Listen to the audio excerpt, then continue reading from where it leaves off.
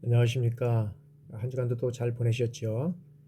이제 올 한 해를 마감하는 또 분주한 이제 달이 얼마 남지 않았습니다. 그러다 보니까 여러분들 많이 바쁘고 마음적으로 분주하실 텐데, 하여튼간에 이제 오늘서부터 진행되는 모든 강의는 12월 11일까지 토요일까지 강의를 다 이제 들어주시고요.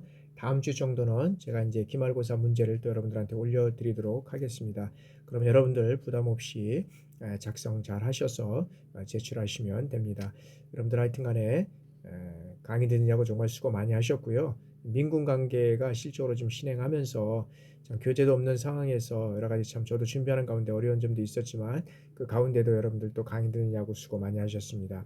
직접 여러분들 뵙고 강의를 진행하면서 또 질문도 하고 서로 또 토의도 하고 이랬으면 좋았을 걸 생각을 들지만 코로나가 우리를 또 이렇게 같이 또 이렇게 만나서 강의를 진행을 하고 토론할 수 없는 이런 여건이 되었습니다. 여러분들 아무쪼록 위도 코로나가 진행이 되지만 현재 3천 명 이상이 진행되는 또 여러 가지 감염이 또 돌파 감염이 되고 있습니다. 여러분들 무엇보다도 하여튼 건강 관리 잘 하셔서 여러분들 어려움이 없도록 그렇게 해주셨으면 좋겠습니다. 그러면 민군관계론 강의 진행하도록 하겠습니다. 자, 이제 11장 NGO의 어떤 주요 활동과 이념 갈등에 대해서 여러분들하고 한번 알아보도록 하겠습니다. 그래서 제 1절, 2절에는 NGO의 어떤 변화라든지 NGO의 어떤 주요 활동상에서 한번 살펴보도록 하겠습니다.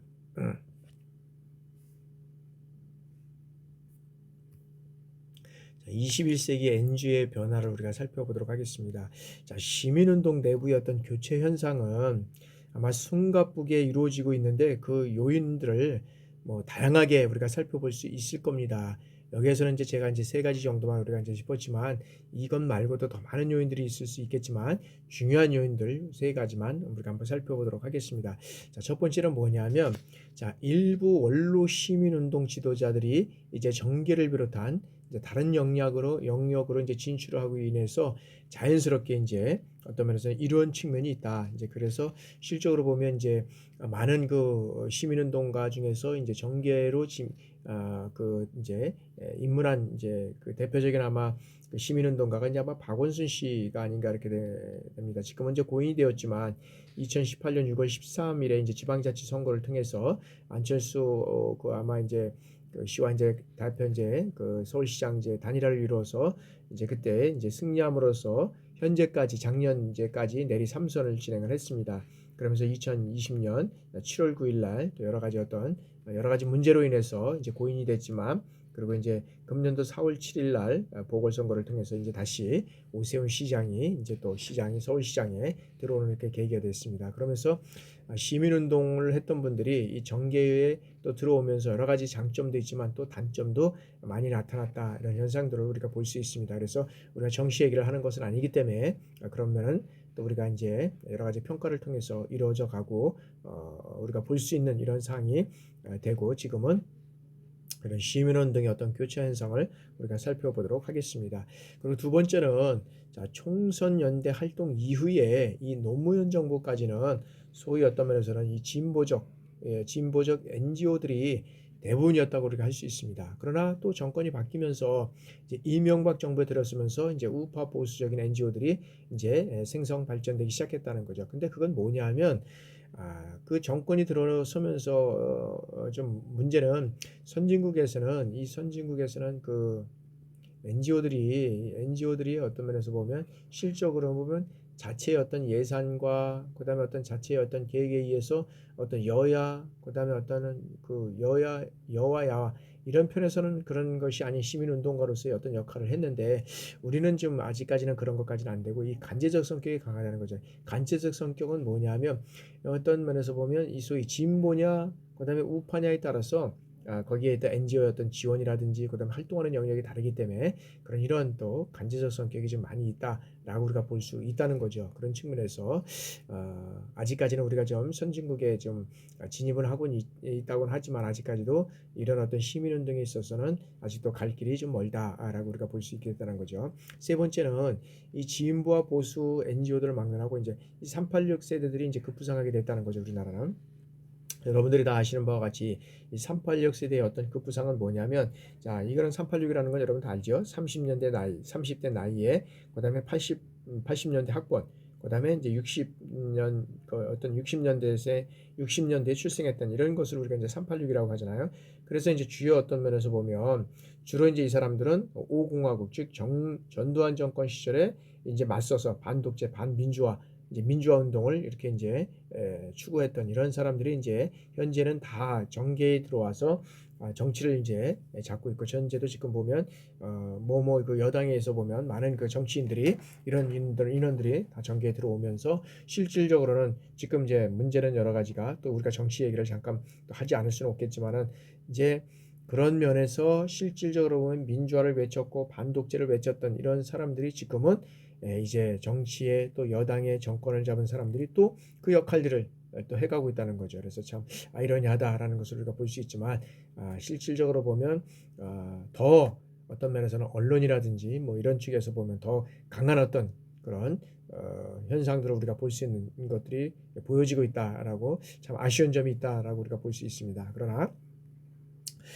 과거의 어떤 그런 그 권위주의적 성격이 농후했던 이런 시민운동이 좀 더 민주적이고 합리적인 방향으로 이제 변화될 가능성은 충분히 있다. 그리고 변해 가야 된다라고 이제 우리가 보고 있다는 거죠.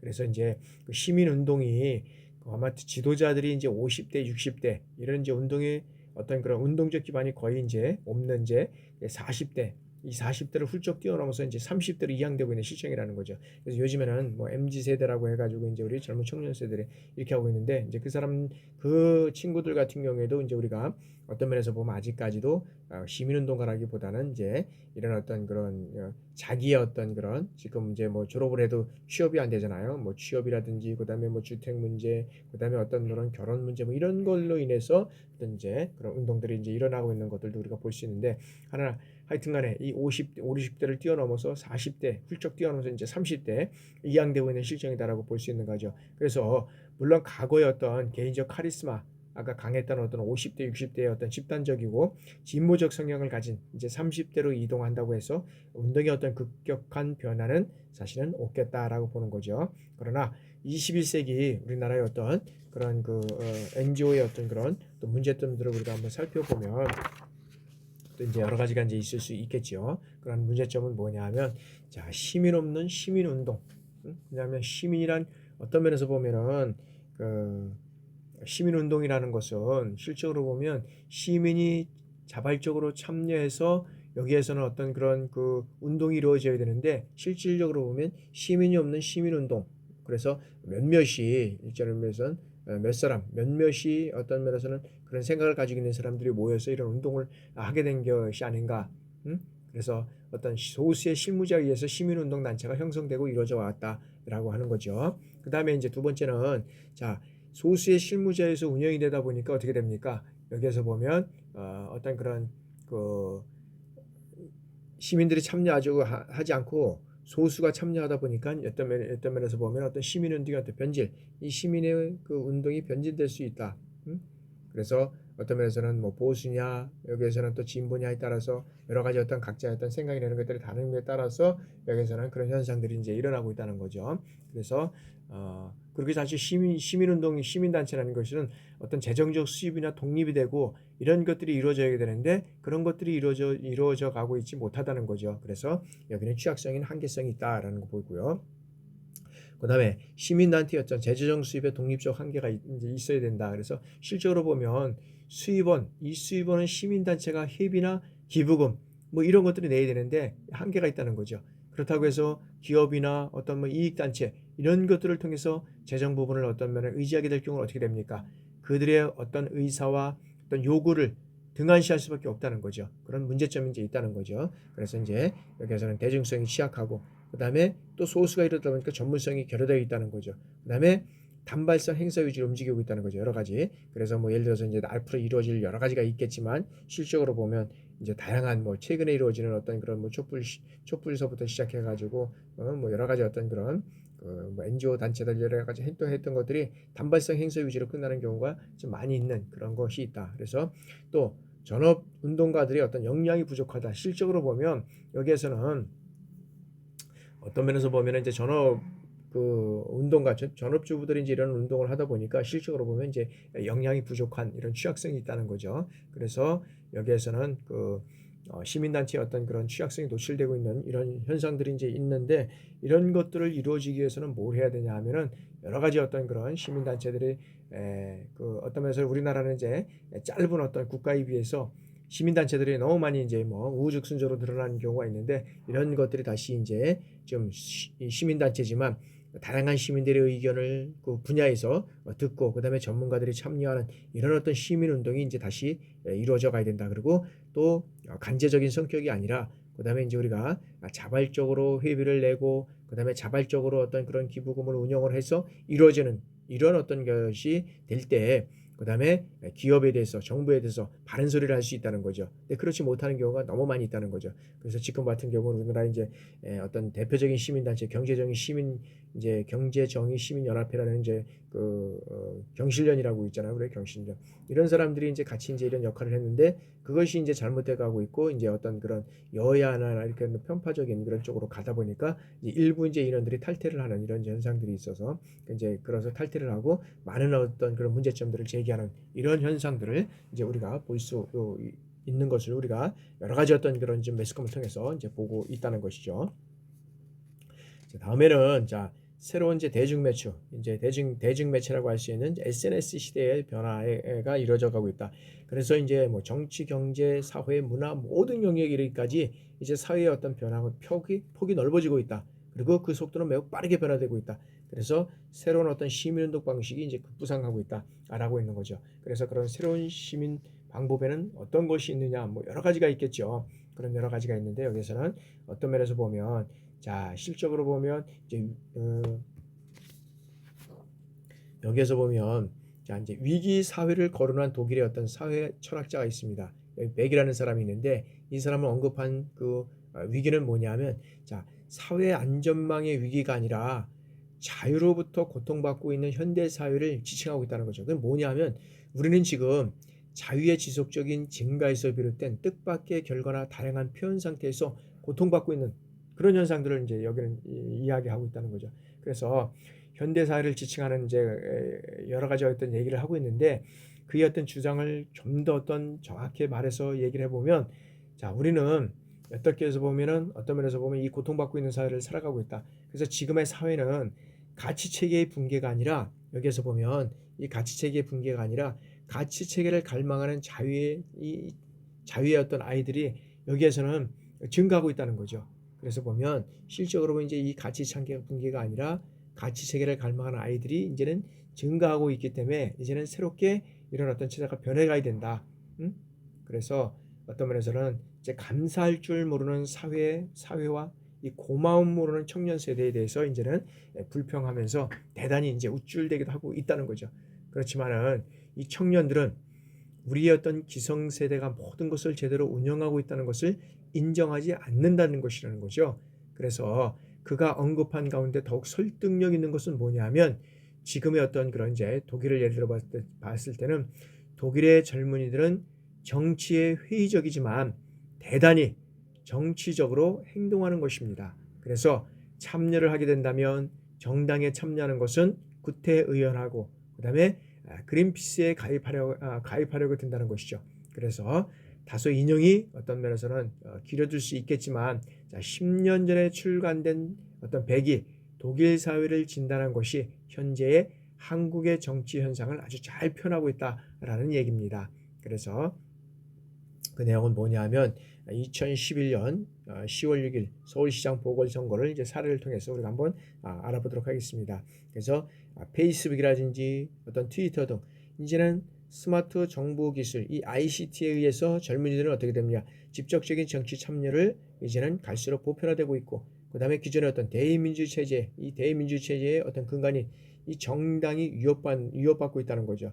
그래서 정규 언론 중심의 어떤 매스미디어의 어떤 정치 사회적 역할을 이제는 어떻게 됩니까? 이 오마이뉴스라든지 딴지일보라든지 나는 꼼수사 등 그래서 인디 언론 등장이 이제는 기성 어떤 정치 체제를 이런 위협하고 있다라는 거죠.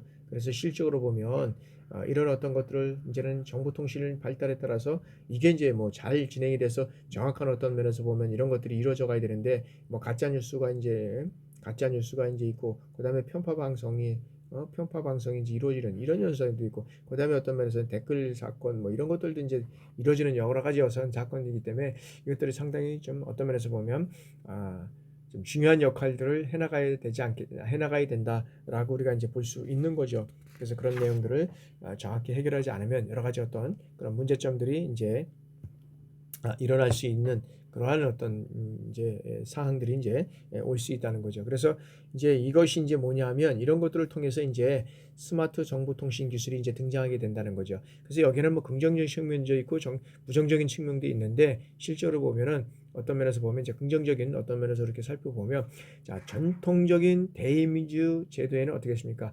정치적 참여가 조직이라든지 자금 그다음에 사회적 명망 이런 어떤 유무형의 정치적 자원을 가진 엘리트 집단에 의해서 이제는 한정됐다는 거죠. 그런데 어떻게 됩니까? 이제는 이런 어떤 그런 정보 통실이 발달하면서 이제는 그 일반 대중은 이런 어떤 정치적 자원의 부재로 인해서 대부분의 경우 규칙적으로 행해지는 선거에 통해서만 이제 정치를 참여하는 데 만족했다는 겁니다. 그런데 이제 소셜 미디어 이제 어떤 저비용의 정치 참여 이런 것들을 가능해 하게 됨으로 인해서 이제는 인터넷상의 정치적 연결망은 어떻게 됩니까? 정당에 의한 이 오프라인 조직보다는 효과적인 이 경우가 많다는 거죠. 그렇지만 실질적으로 보면 이러한 어떤 비간섭적 정치 참여가 일상화될 경우 어떻게 됩니까? 이 매스미디어의 정당 등에 대한 어떤 사회 필터링 이런 기능이 이제는 무용화되어 이런 갈등 조정에 어려움이 있다는 거죠. 그리고 이해관계자 어떤 대표성이 상실되고 그다음에 정책 결정 과정상 이제는 협상 비용이 증가되고 있고 책무성 위기가 발생되고 있고 그래서 이제 정책 결정의 안정성이 훼손될 우려가 있다라고 보는 거죠. 그래서 실질적으로 보면 우리나라는 이제 대의민주 정치를 하고 있잖아요. 이제 우리가 보면 이제 대통령에 대해서는 우리가 이제 직접 선거를 통해서 이제 집중민주 정부를 하고 있지만은 이제 국회의원들 우리가 이제 다 가서 어떤 그런 국민들의 의견을 어떤 이런 의견들을 다 해서 여기에다가 얘기를 할 수 없겠지만 이제 여기서 대의민주 정치라고 하는 이제 국회를 통해서 이제 우리가 이루어 나가잖아요. 근데 이제 이런 어떤 ICT 정보통신의 기술의 발달에 따라서 이러한 것들이 이제 자꾸 무너져 가고 있다는 거죠. 그렇지만 여기에서는 이제 이런 것들이 무너져 가면 어떻게 되냐면 정당이라는 어떤 그런 사회에 대한 어떤 그런 이런 어떤 필터링 기능이 무너진다는 거죠. 그래서 이제 갈등이 여러 가지 조장된다는 거죠. 그래서 지금도 보면 실적으로 보면 지금 가짜 뉴스가 지금 엄청 이제 이게 지금 이루어져 가고 있고 특히 이제 선거 때만 되면 이제 이런 것들이 많이 이제 이루어져 가고 있고 뭐가 진실인지 모르는 이런 상태가 돼 가고 있다는 거죠. 그래서 이런 것들은 실질적으로 보면 여러 가지 어떤 그런 참여하는 측면에서는 다양한 의견을 제시할 수는 있겠지만 이런 것으로 인해서 또 부정적인 여론이 또 실질적으로 보면 이 가짜 뉴스를 통해서 부정적인 여론을 휩쓸려 간다 그러면 우리나라 실질적으로 보면 더 어려운 이런 또 문제가 일어날 수 있다라는 거죠. 그래서 이 소셜 미디어의 어떤 보편화는 선거와 같은 어떤 간섭적인 이런 시민 참여 제도도 이제는 혁명적인 변화를 어떤 면에서 이끌어왔다고 우리가 볼 수 있습니다. 그러나 우리가 11.6 사태 어떤 그런 서울시장 보궐선거에서 이제 봤지만 이 정당 조직과 이 매스미디어의 영향력은 이제는 상당 부분 어떤 면에서는 이제 무력화시키는 이런 현상들이 있었다는 거죠. 그래서 스마트폰이라든지 어떤 소셜 미디어 이런 것들을 많이 이용하는 20대, 40대 이런 청장년층은 신문이나 또 방송으로 대표되는 어떤 매스미디어보다는 어떤 언론제 온라인상의 어떤 소셜 미디어를 통해서 정보를 얻고 그다음에 그 여론을 퍼뜨리고 퍼나르고 그다음에 후보자에 대한 어떤 지지 의사를 밝히는 이런 현상이 됐다는 거죠. 그래서 실적으로 보면은 어떤 면에서 보면 이런 어떤 것들이 좋은 어떤 그런 혁명적인 이런 현상들이 이끌어가고 있지만 또한 갈등적인 부정적인 측면도 이뤄가고 있다라고 우리가 볼 수 있다는 거죠. 그래서 이제 우리가 사회 발달하고 스마트폰이라든지 이제 ICT를 통해서 정보 기술이 발달됨으로 인해서 실제로 대의민주 정치를 이뤄가는 이런 측면에서 봤을 때는 이러한 요소들을 많이 이제 정책에 반영하는 것으로 봤을 때 보면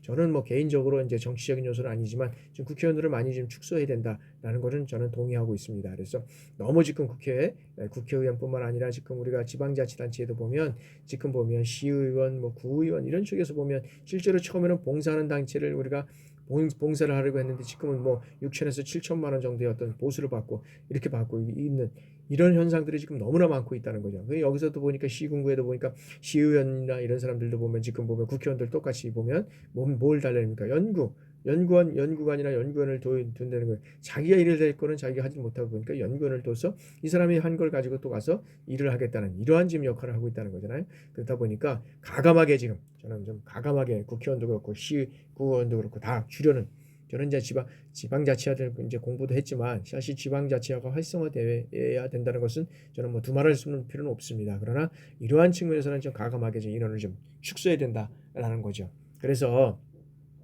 SNS의 어떤 시민운동에서의 어떤 우리가 활용을 살펴보면 자 21세기 어떤 시민사회 형성을 도모하는 이 시민단체 활동은 이제는 SNS가 이제는 어떤 면에서는 대중화가 되지 않을까 이런 현상이 되고 있다는 거죠. 아직까지는 뭐 50대 이상 이런 거는 좀 부족한 거지만은 이제는 이제 뭐 모든 것들이 이제 스마트폰 하나만 있으면 모든 것들이 거기서 다 이루어져 가고 있기 때문에 이제는 이것이 SNS가 대상이 된다.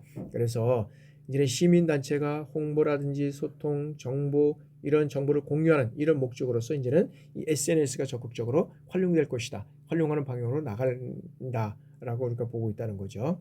그리고 또 이제 그 현재 어떤 수많은 시민단체, 그다음에 전용 트위터 이런 것들을 개설해서 이제 이용하고 있고, 그다음에 페이스북이라든지, 그다음에 어떤 SNS 활동에 적극적으로 보여주고 있는 이러한 모습들을 많이 이제 보고 있다는 거죠. 그리고 이제 IT 기술이 어떤 면에서는 이 정당이나 기존의 어떤 시민단체 활동에 크게 영향을 주어서 이 정치 행정의 지형을 바꿀 수 있는 이런 어떤 전망을 가지고 있다. 그래서 과거에 있지만은 대의민주정 시에도 이제는 축소를 하면서 실제로 보면 이런 어떤 IT 기술에 인해서 여기에서는 이제 의견을 수렴하고 그 의견에 따라서 이제 여기에서는 이제 소수 이런 것들이 이제 되면 소수의 어떤 국회의원이라든지 시의원들이 이제 그런 역할들을 이제 할 수 있는 그러한 측면이 되지 않겠습니까? 그래서 이런 ICT 기술을 통해서 뭐 여러 가지 다양한 트위터라든지 어떤 그런 그 소셜 미디어 어떤 그런 SNS 이런 것들을 통해서 다양한 방법으로 이런 것들을 소통하고 그다음에 홍보하고 공유하고 이렇게 된다 그러면 더 많은 인원들이 이제는 필요 없어져 가는 거죠. 그죠? 그런 측면에서 우리가 좀 가감하게 우리가 축소할 필요도 있다라고 우리가 볼 수 있다는 것이죠. 자, 다음에는 이제 우리가 이제 2000년대 이후 NGO의 어떤 주요 활동을 우리가 한번 보도록 하겠습니다. 그래서 여러 가지 이제 활동 사항들을 쭉 이제 우리가 보는데, 그러니까 이제 변화되는 사항들은 이런 어떤 ICT 기술을 통해서 이런 이제 그 NGO의 활동이 이제 변해갔고, 처음에는 이제 정치적으로 그분들이 이제 정치에 입문함으로써 이제 변해갔지만 지금은 ICT의 어떤 그런 정보통신의 발달에 따라서 여러 가지 어떤 소통하고 그다음에 어떤 그런 의견을 제시하는 이런 측면에서 봤을 때는 이제 그런 것들이 ICT 발전을 통해서 이루어져 왔다.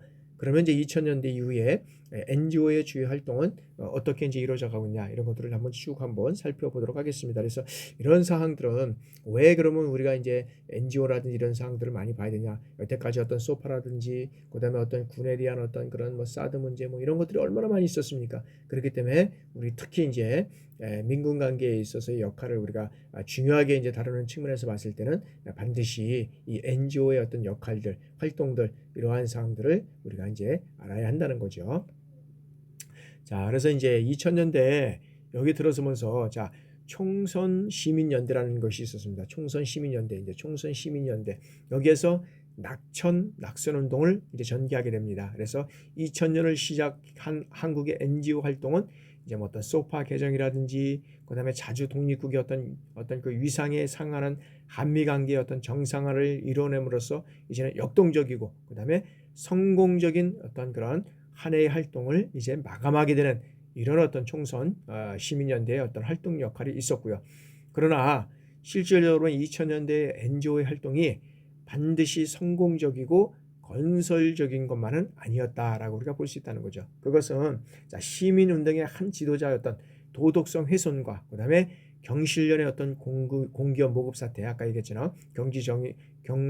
경제정의 시민 그 연합 그래서 공기업의 어떤 모금 사태 그리고 한국의 NGO의 어떤 고질적이고 본질적인 모순 이런 것들이 평가되고 있는 어떤 면에서 보면 외화 내빈의 현상이 이제는 여기는 전혀 개선될 전망이 보이지 않았던 것이었다는 거죠. 그래서 한국의 NGO의 어떤 그런 한계와 문제들을 이제는 적나라하게 보여주는 이러한 현상들이 이제 있었다는 거죠. 그러면서 이제 2000년 4월에 실시된 이제 제16대 총선에 대비해서 1월에 이제 뭐가 결성됐냐면 이제 총선 시민연대가 이제 결성이 되는 거죠.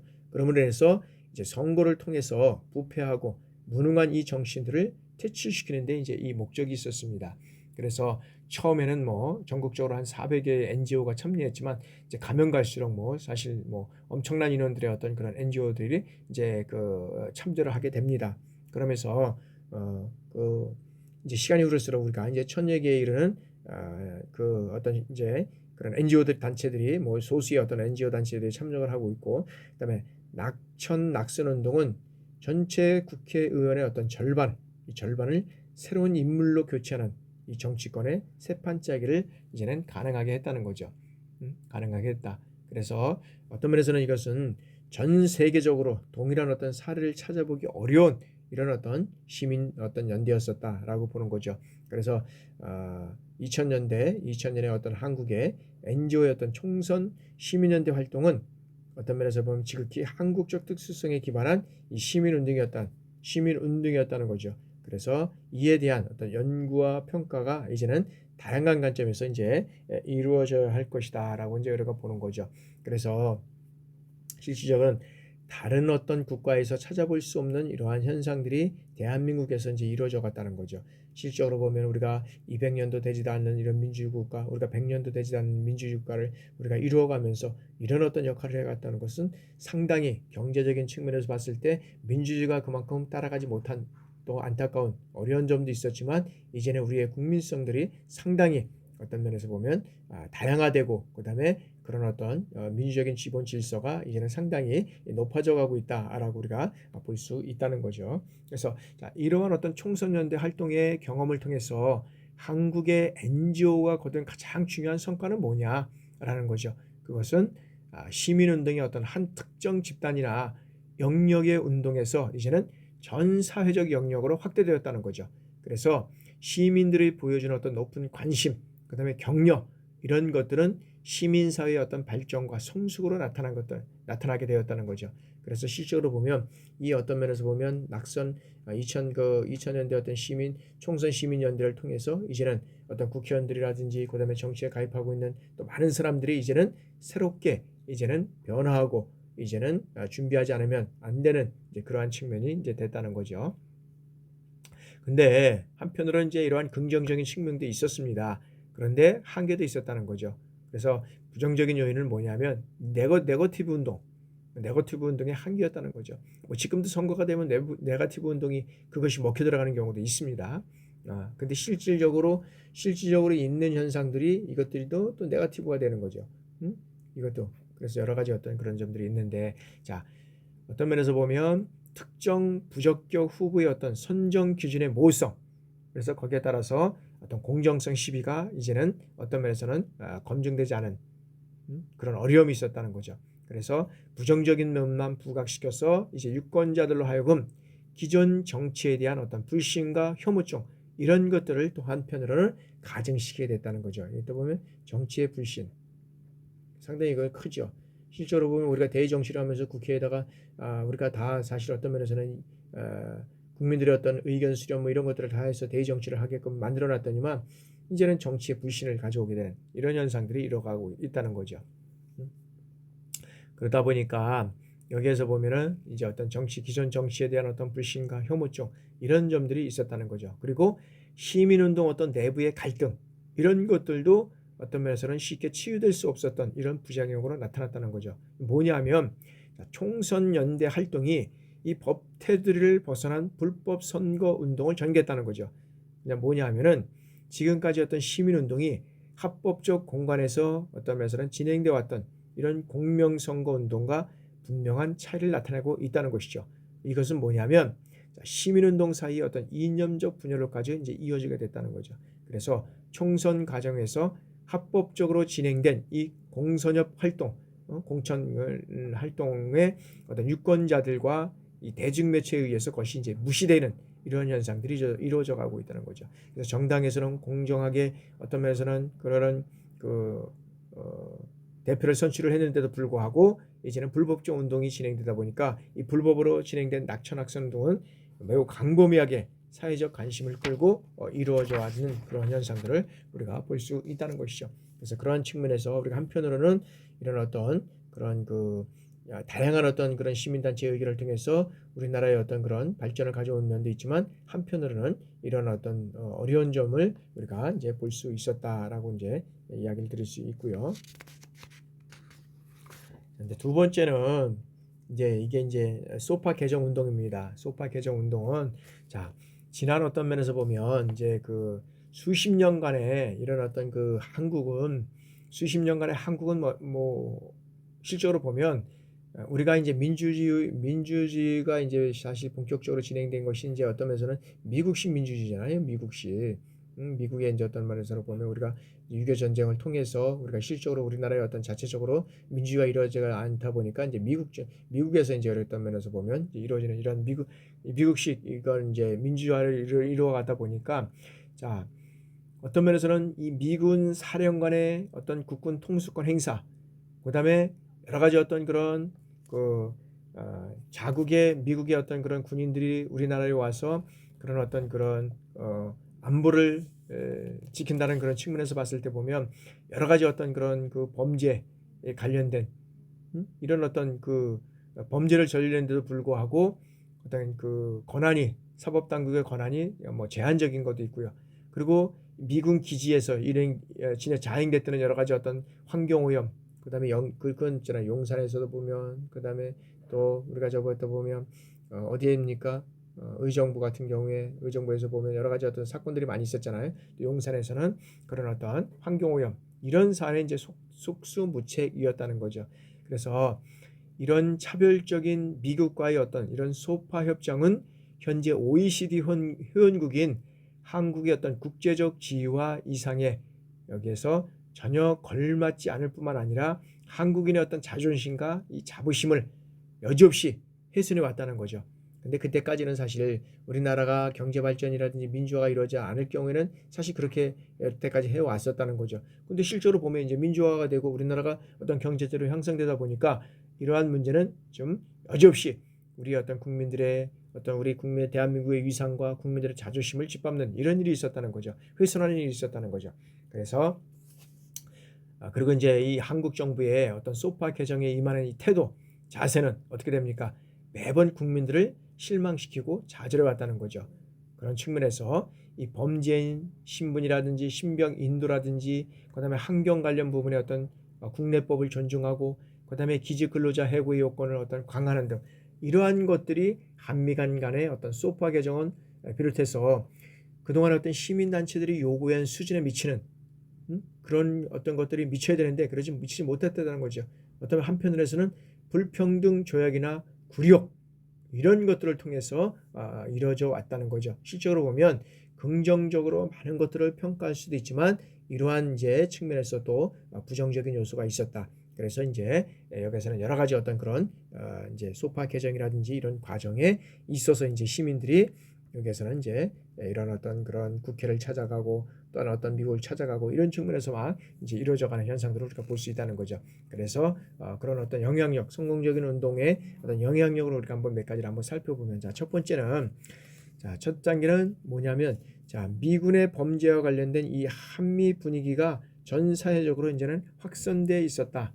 그래서 뭐냐면 이제 특히 이제 보면 윤금희 씨 살인 사건을 비롯해서 이제 어떤 미국의 범죄에 대한 한국 정부의 어떤 굴욕적 대응에 의해서 이제는 촉발되고 확산되었다라고 우리가 볼 수 있다는 거죠. 그래서 그 내용을 다 우리가 알 수는 없지만 이런 살인 사건이 나고 또 부대에 들어가면 이런 어떤 그런 것들을 잘 조사하지 못하고 이런 측면에서 이루어져 가고 있는 그런 것들을 우리가 볼 수 있죠.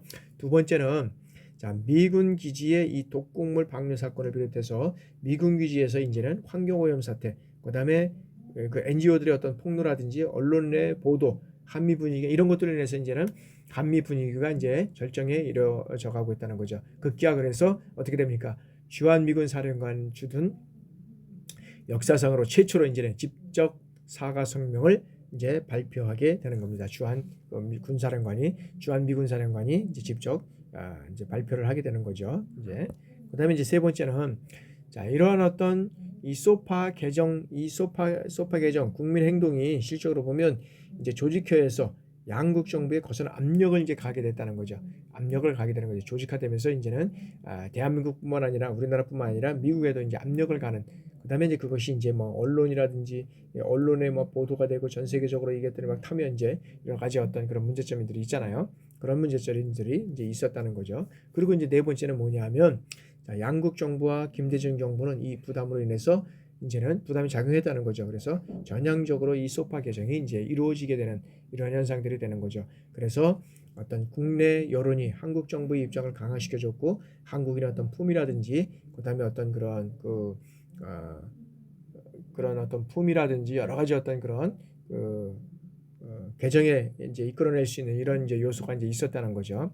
그래서 실질적으로 보면 한국의 품이나 유지 뭐 이런 어떤 개정을 이끌어낼 수 있었다는 거죠. 그래서 범죄인 인도와 어떤 기지 노동자의 어떤 근로 조건 강화를 통해서 한국인의 어떤 명분을 얻을 수 있었고, 그다음에 환경 부분의 강화를 통해서 막대한 이 경제적 손실을 방지할 수 있는 실질적인 소득을 얻을 수 있었다. 그래서 만약에 그 용산 기지에 만약에 보면 기름 누출에서 계속적으로 이런 현상들이 일어나갔다 그러면 실제로 보면 여기에 대한 어떤 걸 보면은 이거를 제거하고 또 그 기간이 얼마나 손실됩니까? 이 경제 손실이 얼마나 정도 일어나게 되겠습니까? 그래서 그런 측면에서 여기서 이제 이루어왔다 이제 우리가 볼 수 이제 있다는 거죠. 그래서 우리가 이제 이런 그 소파 개정을 통해서뿐만 아니라 이런 하나하나의 과정을 통해서 시민단체들의 어떤 요구와 시민단체들의 어떤 그런 정확한 어떤 그런 사항들을 통해서 이제는 우리의 어떤 그런 대한민국의 어떤 위상이라든지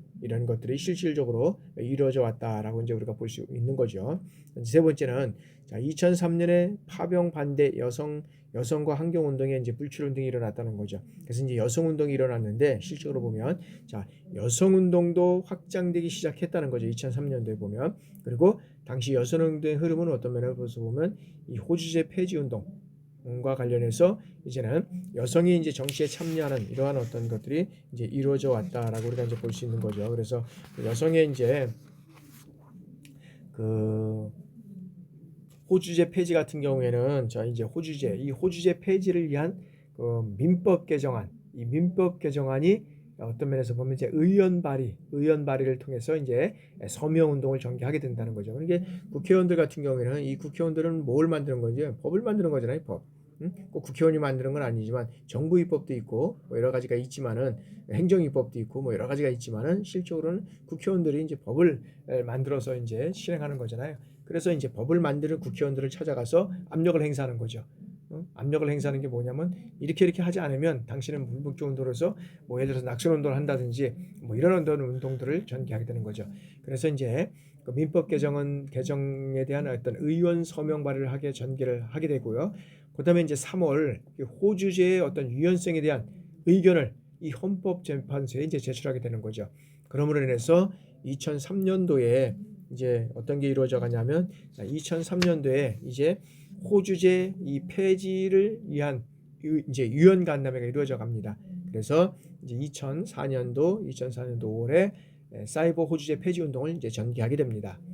그래서 이러한 어떤 그런 것들을 이제 보게 되면 이제 다양한 어떤 노력을 통해서 호주제 강 조항을 삭제하고 그다음에 자녀의 어떤 성과 본을 부모 협의로 결정하도록 하는 이런 민법 개정안을 이제 국회의원의 어떤 적극적인 노력을 통해서 이제 어떤 그런 여성부의 어떤 정부 법률안 제출과 이제 국회의 어떤 통과 이거를 통해서 시민단체의 요구 사항이 이제 법안화될 수 있도록 이런 것들을 이제 계속적으로 여성가족부라든지 예를 들어서 여성부라든지 그다음에 어떤 국회의원들을 통해서 이루어져 가는 거죠. 지금도 보면 실질적으로 국회의원들은 법을 만드는 사람이라고 하잖아요. 실제로 보면 다양한 법들을 문제된 법을 만들어 가야 되는데 이게 어떤 여론화되지 않고 이슈화되지 않으면은 이 국회의원들이 이런 법을 잘 안 만들어 가려고 그래요. 이 국회의원들도 이제 실제로 보면 이제 선거에 의해서 이제 선출이 되다 보니까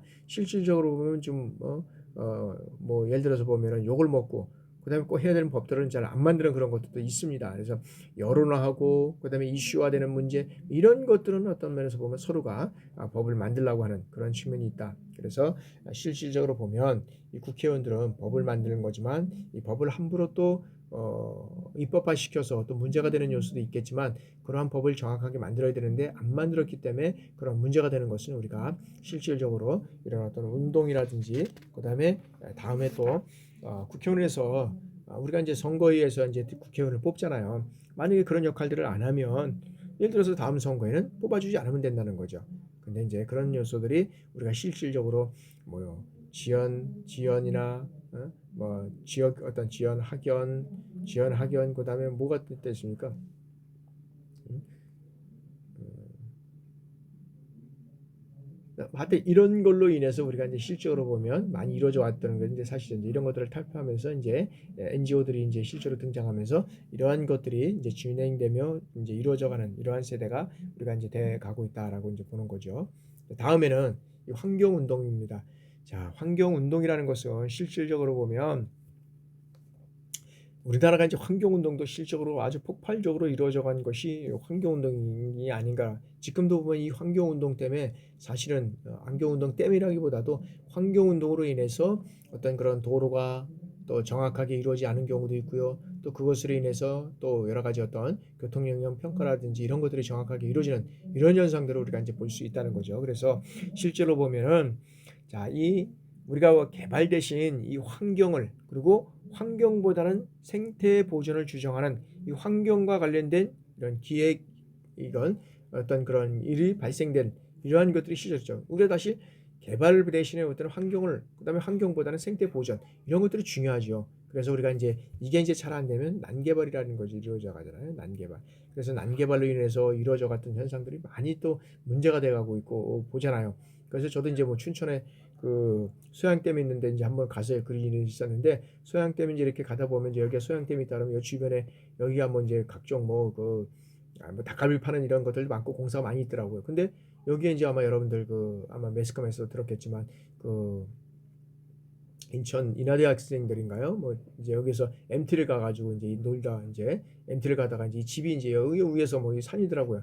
산이 완전히 휩쓸려 가가지고 여기에 이제 집도 이 본체만 뻗이만 남고 다 휩쓸려 갔더라고요. 그래서 이 학생들이 운명한 이런 사건들이 있었습니다. 그래서 이 난개발은 실질적으로 보면 지금도 보면 저는 뭐 이제 저도 이제 집에 가 보면 이제 주변에 뭐 엄청나게 지금 이제 그 산 밑에 이런 산 밑에 이런 집들을 정말 너무 많이 짓고 있는데 이제 위험한 요소들이 지금 너무 많습니다. 언제 이 산이 지금 산사태가 났다면 이 집들이 다 쓸려가는 이런 현상들이 나는데 그런 것들을 우리가 다시 한번 짚어보고 나가지 않으면 안 될 것이다라고 우리가 본다는 거죠. 그래서 이런 어떤 그 우리가 이제 환경 보전의 어떤 그런 이런 사항들을 이제 우리가 보면 실질적으로 보면은 이제 그래서 이제 뭐 이제 이명박 대통령이 이제 들어서면서 우리가 이제 어떤 발전의 상징으로 보였던 청과천 고가도로 있잖아요. 이것이 이제 다 철거되면서 이제 역사의 뒤안길로 이제 사라지게 됐다는 거죠. 그러면서 이제 그 청계천이 얼마나 이제 지금 사람들이 걷고 그다음에 이제 가보고 싶어하는 이런 거리가 이제 돼가고 있다는 거죠. 그리고 현재 환경 친화적 이 청계천이 이제 개발이 마무리됨으로 해서 이제 그들의 주장대로 어떻게 됩니까? 이제는 생태가 복원되는 이러한 상태가 되겠다는 거죠. 그래서 청계천의 어떤 친환경적 개발만큼이나 굵직굵직한 환경 문제들이 이제 불칠되게 된다는 거죠. 그게 어디입니까? 뭐 새만금 사업이라든지 북한산 국립공원 터널, 고속도로 어떤 그 고속철도의 금정산, 그다음에 어떤 천성산 통갑, 부안 위대 어떤 핵폐기장 건립, 경영, 어떤 승용차 혼용 이러한 사항들이 이제 많이 이제 문제가 되는 거죠. 특히 이제 우리가 보면은 지금은 이제 뭐 제일 순환도로라고 해서 외부 순환도로라고 해가지고 우리가 여기 이제 우리가 학교 앞에도 이 순환도로가 뚫릴 때 그 한 스님이 이제 반대하면서 금식을 하면서 이게 이제 한 뭐 몇 달 정도가 이렇게 이제 늦춰지는 이런 현상들이 있었잖아요. 그렇게 된다 그러면 실제로 이걸 하려 그러면 환경 영향 평가라든지 주변의 어떤 여론이라든지 이런 것들을 통해서 실제로 이러한 다음에 공사가 진행돼야 되는데 그런 게 잘 이루어지지 않고 또 한 스님의 어떤 그런 금식으로 인해서 이게 공사가 중단되다 보니까 공사를 진행하는 그 업체는 얼마나 많은 손해입니까? 시간적으로 그다음에 물질적으로 엄청난 예산이 또 여기에 또 개통을 해서 이루어져 가야 되는데 그게 안 되니까 또 문제가 있는 거죠. 그러면 거기는 국가의 또 부담이 또 되는 거죠. 이런 현상 측에서 이루어져 왔다고 우리가 볼 수 있는 거죠. 그래서 이 환경 운동은 실적으로 결과적으로는 어떤 면에서는 우리가 생태를 보존하는 측면에서 이루어져 가야 되는데 이것이 잘못된 어떤 면에서는 개발로 이루어져 가면 난개발뿐만 아니라 그 난개발로 인해서 우리의 생명을 잃을 수 있는 이런 상태까지 간다라는 것을 우리가 볼 수 있다는 거죠. 그래서 이런 환경운동의 우리가 특징을 우리가 한번 살펴보면 자, 환경운동 단체와 지역 주민의 어떤 공동활동이 이제는 어떤 면에서는 돋보였다. 그리고 돋보여 가고 있다. 라고 우리가 볼 수 있다는 거죠. 그래서 보면 자, 환경운동 단체의 어떤 방향 제시, 이 역할, 그 다음에 죄송합니다. 지역 주민의 어떤 그런 그 지킴의 역할, 이런 것들이 결합해서 환경운동은 어떻게 됩니까? 이 시너지 효과를 톡톡히 어떤 발휘했다라고 볼 수 있다는 거죠.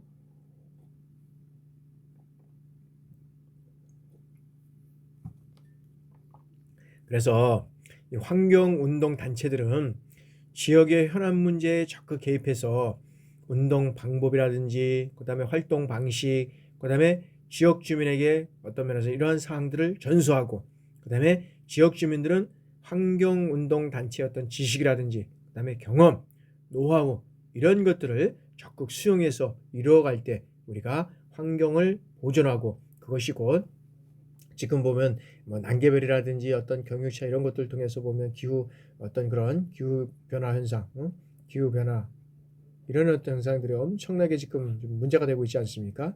그래서 실적으로 보면 이러한 역할까지도 우리가 이제 진행해 가는 그런 역할을 우리가 이뤄가야 된다라고 보고 있다는 거죠. 그래서 이제 두 번째는 자, 지역 문제의 어떤 전국화와 그다음에 세계화다. 그래서 이 한 지역에서 발생한 환경 운동은 어떻게 됩니까? 곧장 이제는 우리가 이제 SNS라든지 이런 것들을 통해서 이제는 전국화되는 겁니다. 전국화뿐만 아니라 세계화되는 거죠. 그래서 이 개발을 둘러싼 환경 문제는 특정 지역의 현안을 둘러싼 이런 갈등으로 이제는 어떤 면에서 시작된다고 볼 수 있지만 그러나 전국적인 이런 어떤 종단 간의 협력을 위해서 전 국민의 어떤 관심거리로 이제는 등장하게 된다는 거죠. 그래서 특정 지역의 환경 문제가 이제는 전국화되고 있는 현상을 우리가 이제 여기에서는 지역 문제의 어떤 전국화와 세계화를 얘기를 할 수 있다. 그래서 이 환경 문제는 지역을 넘어서 어떻게 돼요?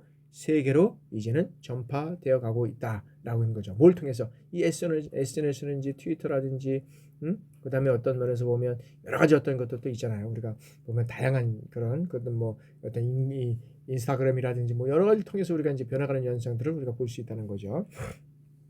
자, 세 번째는 자, 환경을 지키기 위해서 지역 주민들의 어떤 의식 고양이 두드러지게 이제 나타나고 있다. 그리고 그 표현 방법도 이제는 다양하다. 여기다 한번 보세요. 여러 가지 어떤 환경 운동을 통해서 이루어가자는 곳곳에서 이제 이루어가고 있고 그 어떤 퍼포먼스도 많이 하고 있고 그런 거죠. 그래서 이 지역 주민들은 새만금 사업이라든지 북한산 국립공원의 어떤 터널 이것들 그다음에 어떤 시민운동 등에서 환경은 이제 어떤 면에서 보면 보호의 대상이 아니라 이제는 어떻게 됩니까? 그 환경과 더불어 살아가야 하는 이러한 어떤 인식이 이제는 상당히 이제 중요한 그러한 시기가 돼가고 있다는 거죠. 우리가 그래서 이제 환경단체 같은 경우에 보면은 이제 지금 보면은 이제 뭐 예를 들어서 설악산 같은 경우에도 보면 이제 설악산 내 이제 케이블카가 이제 있잖아요. 케이블카 이제 공사를 해야 되는데 실제로 보면 이것들이 이제 환경단체에 의해서 이 환경을 파괴하고 그 환경 파괴는 곧 여러 가지 어떤 그런 주변의 환경 여건을 어렵게 만든다는 이제 그런 여기서 있잖아요. 그래서 이제 그거를 이제 못하게 했다가 이제 실제로 보면 이제 지자체 같은 경우는 어떻게 됩니까? 이런 것들을 어떤 면에서 보면 유치를 해야 관광 산업이라든지 관광을 함으로써 어떤 면에서 보면 지역의 어떤 소득의 향상을 가져올 수 있는 거잖아요. 근데 보면은 이제 환경단체하고 이제 여러 가지 어떤 그런 이제 갈등사항이 있죠. 그러면 환경단체의 어떤 충분한 논의와 이런 협의를 통해서 이루어갈 때 진정한 이런 어떤 그런 환경도 보존하고 그다음에 어떤 지역의 활성화도 가져올 수 있다는 거죠. 근데 보면은 지역에서는 어떤 면에서 보면 이런 활성화라든지 관광 사업에만 어떤 몰두해가지고 이 환경을 무시한다. 그렇게 된다 그러면 여러 가지 어떤 다양한 이런 어떤 문제가 발생돼서 그 어떤 공사를 하기도 전에 이런 어떤 그런 시민단체들의 어떤 역할이라든지 그다음에 계속적인 어떤 반발 어떤 이런 거로 인해서 하지 못하는, 그래서 인제 여러 가지 뭐 이런 걸 하게 되면 환경 영향 평가를 하게 되잖아요. 그래서 환경 영향 평가에서도 이게 이루어지지 않으다 보니까 계속적으로 지역 자치단체와 여러 가지 어떤 갈등이 계속적으로 이루어져 가고 있다는 거죠. 그러니까 이러한 현상들을 우리가 어떤 면에서는 회피하고 그다음에 어떤 이뤄가기 위해서는 이러한 어떤 영향들을 잘 협력하고 협의가 이루어져 갈 때 우리가 다양한 이러한 어떤 환경도 운동도 지키고 그다음에 우리가 그 환경 속에서 우리가 서로 살아갈 수 있는 이러한 역할을 우리가 해나갈 수 있다라는 것을 우리가 볼 수 있다는 거죠. 그러면 이제 이번 시간에는 여기까지 이제 진행을 하고 다음 시간에는 또한 핵폐기장 이제 반대 운동에 대해서 우리가 이제 진행해 나가도록 하겠습니다. 잠시 휴식하고 진행해 나가도록 하겠습니다.